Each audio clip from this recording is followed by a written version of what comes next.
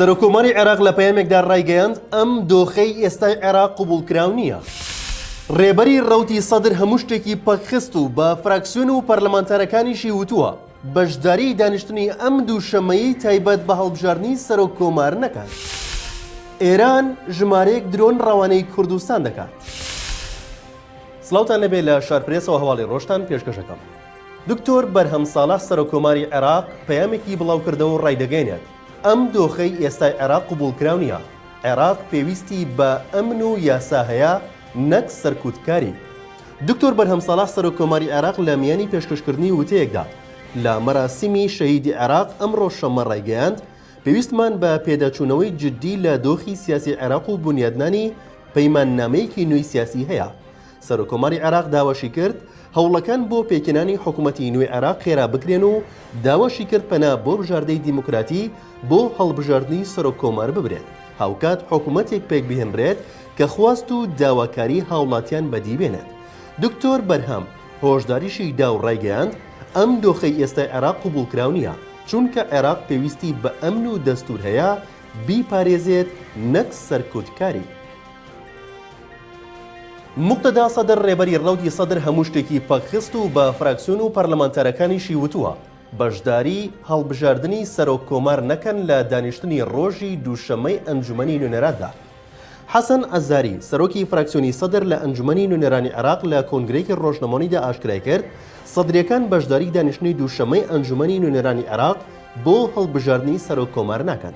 ئاشکراشی کرد سەرجەم دانوستانەکان بۆ پێکێنانی حکوومەتی نوێی عێراق لەگەڵ لایەنە سیاسیەکان ڕادەگرن و هیچ گفتوگۆیەک لەو بارەیەوە ناکەن. هاوکات محەممەد حەلبوسی سەرۆکی ئەنجومەنی نوێنەرانی عێراق کە یەکێکە لەسەر کردە باڵەکانی سونەکان پەیامێکی بڵاو کردە و ڕایگەیاند چارەسەری دۆخی ئێستای عێراق حکوومەتی تەوافقی نییە دەژڵێت عێراق نابێت بگەڕێتەوە بۆ شکستەکانی ڕابردوو. دوای پەیامەکەی موقتەدا سەدر ڕێبەری ڕەوتی سەدر پارتی دیموکراتی کوردستان هاتە دەنگ و بوتەبێژی حیزبەکەش دەڵێت لەسەر ئەمری مەسعود بارزانی نابێت هیچ پارتیەک وەڵامی موقتەدا سەدر بداتەوە. بە جۆری ئەو پەیامەی مەحمود محەممەد وتەبێژی پارتی ئاراستی کەناڵەکانی ڕاگەیاندن و سۆشیال میدیای پارتی و ڤیان دەخیلی کردووە هاتووە لەسەر ئەمری مەسعود بارزانی نابێت هیچ بابەتێک و لێدوانێک سەبارەت بە ڕاگەندراوەکانی موقتەدا سەدر بڵاو بکرێتەوە. وتەبێژی پارتی دەژڵێت هەروەها نابێت هیچ جەواڵێکی پارتی لێدوان لەو بارەیەوە بۆ کەناڵەکانی ناوخۆ و دەرەوە بدات و بەشداری هیچ دیبەیت و مێزگرد و چاوپێکەوتنێکی ئەلامی بکات. مەش لە کاتێکدا شەوی ڕابردوو موقتەدا سەدر ڕێبەری ڕەوتی سەدر و هاوپەیمانی پارتی دیموکراتی کوردستان ڕایگەیاند ئەگەر هۆشیار زێباری مەرجەکانی تێدانە داوا دەکەم دەنگی پێ نەدرێت. بەیانی ئەمڕۆژ حەسەن ئەزاری سەرۆکی فراکسیۆنی سەدر لە ئەنجومەنی نوێنەرانی عێراق لە کۆنگرەیەکی ڕۆژنەمەوەییدا ئاشکرای کرد سەدرەکان بەشداری دانیشتنی دووشەمەی ئەنجومەنی نوێنەرانی عێراق بۆ هەڵبژاردننی سەرۆککۆمار ناکەن.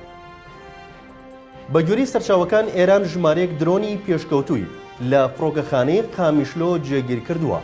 چەند ڕۆژێک پێش ئێستاژ لە ڕێگەی چەند کامیۆنێکەوە لە دیمەشقەوە بەرەو ئەو شاری کوردستانی گواستوتەوە. بە گوێرەی پێگە هەواڵەکانی سووریا سوپای پاسدارانی ئێران پێنجشەمەی ڕابردوو دەیان فڕۆکەی بێفڕۆکەوانی نوێ لە دیمەشقی پایتەختی سووریاوە گەیاندۆتە فڕۆکەخانەی قامیشلۆ لە پارێزگای حەسەکەی ڕۆژاوای کوردستان. تۆڕی ئەینفرات پشتبەست بە سەرچاوی ئاگادار ئاشکرای کردووە. سوپای پاسدارانی کۆماری ئیسلامی ئێران نزیکەی 50 درۆنی پێشکەوتووی لە نەوەی حوتەمی درۆنە ئێرانیەکان لە ڕێگەی فڕۆکەی جەنگی بارهەڵگری جۆری یوشن گەیاندۆتە فڕۆکەخانەی نەدەوڵەتی قامیشلۆ کە لەژێر کۆنتڕۆڵی هێزەکانی ڕژێمی سووریا و سەربازانی رووسیادایە. ئەو سەرچاوەیە باسی لەوە کردووە فڕۆکە بێفڕۆکەوانەکان لە ناو کۆنتێنەری داخراودا دانراون و دواتر بۆ فەوجی 154 سەربڕژەمی سووریا گوازراونەتەوە بە مەبەستی ئەوەی لە ماوەی داهاتوودا لە چوارچەوەی بەرنامەیەکی تایبەتی ڕاهێناندا لەسەر دەستی ڕاهێنەرانی سەر بە حیزبوڵڵای لوبنانی ڕاهێنانیان لەسەر بکرێت. بەراورد بە 7 ساڵی ڕابردوو نرخی نەوت گەورەترین ڕێکۆردی تۆمار کرد و گەیشتە 93 دۆلار بۆ هەر بەرمیلێک. ئەمڕۆ شەمە نرخی نەوت لە بازاڕەکانی جیهان بەرزبوونەوەیکی گەورەی بەخۆیەوە بینی و بەرمیلێک نەوتی خاوی برێند گەیشتە 93 دۆلار و 36 سنت. ئەوکات نرخی بەرمیلێک نەوتی تەکساس بۆ 92 دۆلار و 86 سنت بەرز بووە. شارەزانی ئەبووری باز لەوە دەکەن مەترسیەکانی پێکدادان و هەڵگیرسانی جەنگی نێوان رووسیا و ئۆکرانیا کاریگەری لەسەر بەرزبوونەوەی نرخی نەوت هەبووە هاوکات پێشبینیش دەکەن نرخی نەوت لەم هەفتەیەدا بۆ $100 بەرز بێتەوە.